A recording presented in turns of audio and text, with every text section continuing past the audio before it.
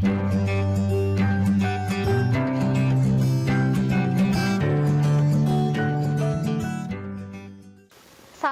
warahmatullahi wabarakatuh. Perkenalkan, nama Ibu Intan Parwati. Ibu akan menjelaskan materi kelas 12 bab 10 tentang peradaban Islam di dunia. Nah, sebelum memulai pembelajaran, marilah kita berdoa terlebih dahulu.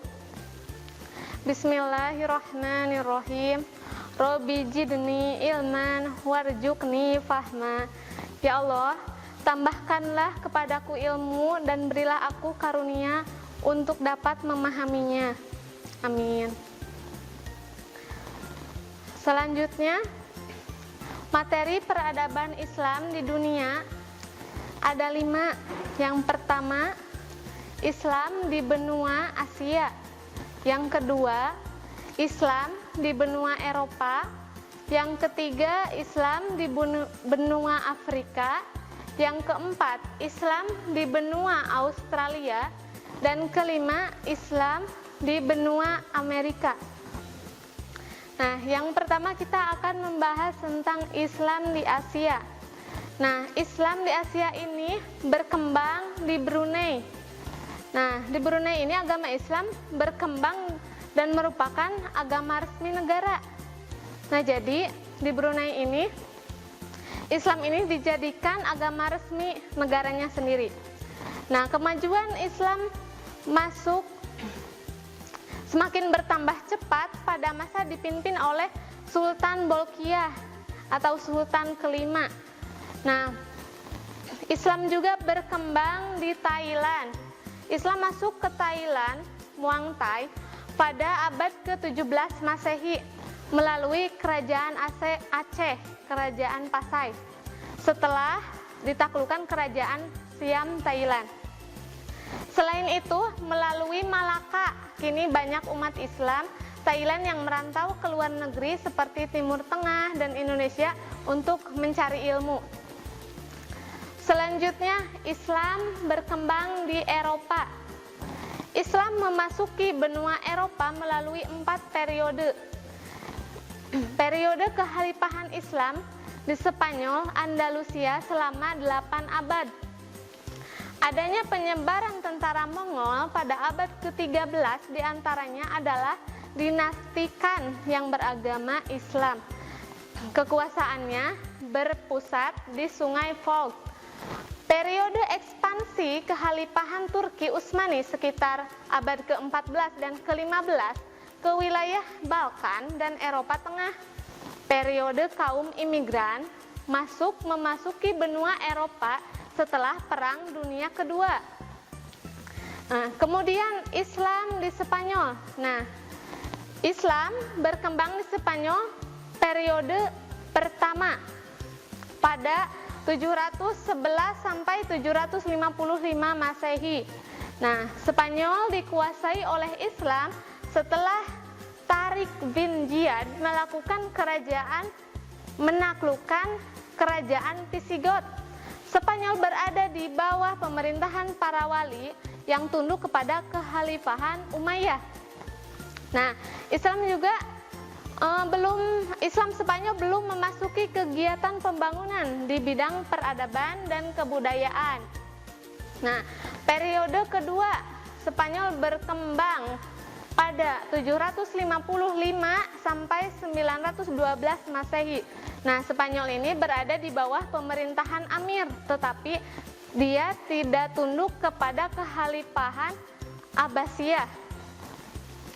Selanjutnya, perkembangan Spanyol periode ketiga pada 912 sampai 1013 Masehi.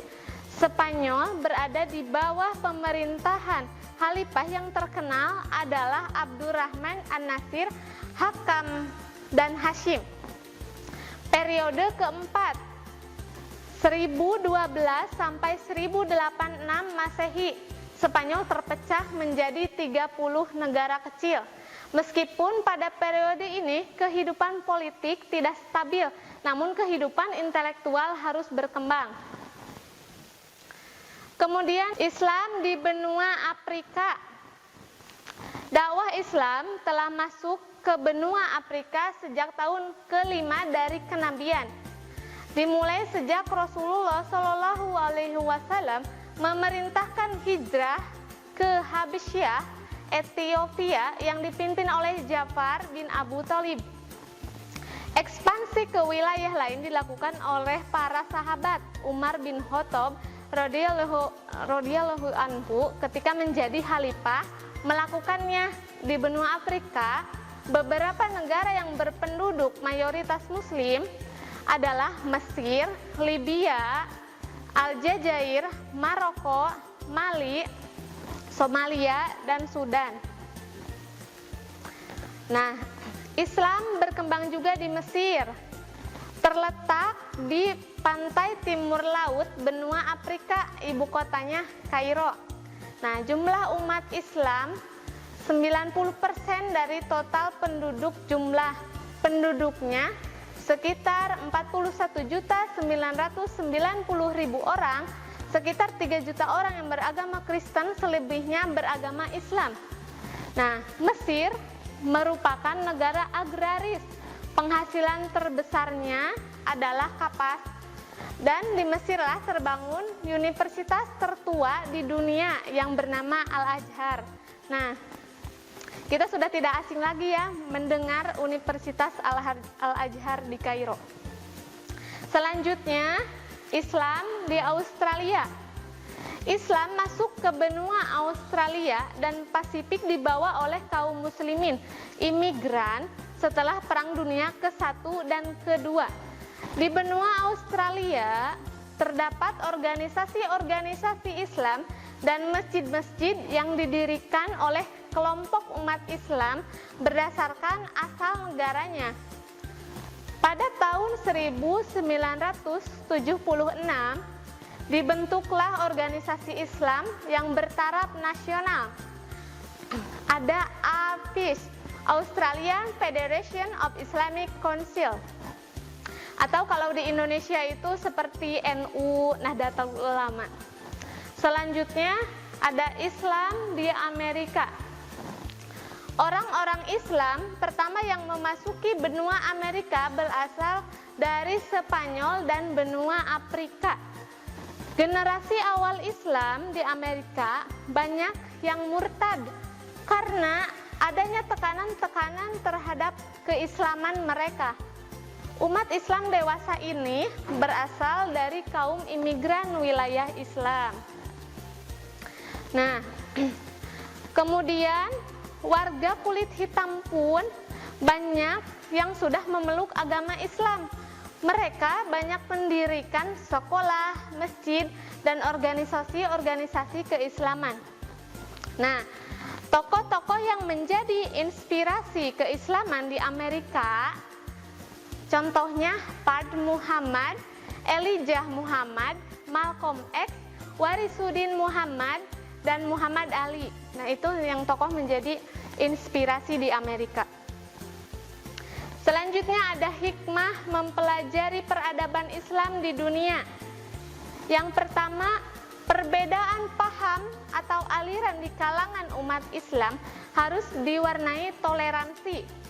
Yang kedua, Islam mencintai perdamaian.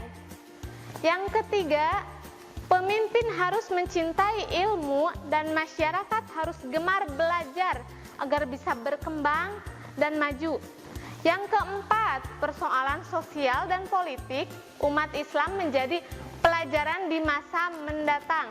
Dan yang terakhir, kelima, menghindari perselisihan dan ketidakpercayaan terhadap sesama demi kemajuan. Sekian pembelajaran yang Ibu sampaikan. Semoga bermanfaat. Mohon maaf bila ada kesalahan. Sebelum kita mengakhiri pembelajaran, kita berdoa penutup majelis terlebih dahulu. Bismillahirrahmanirrahim. Subhanaka Allahumma wa bihamdika ashhadu an la ilaha illa anta astaghfiruka wa atubu ilaik.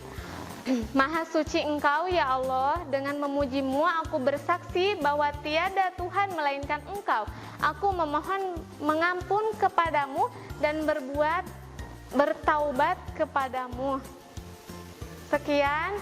Assalamualaikum warahmatullahi wabarakatuh. Kunjungi sosial media lainnya seperti website kami di pkbmalkata.com, Facebook PKB Malkata Manunjaya, Instagram PKB Malkata _official.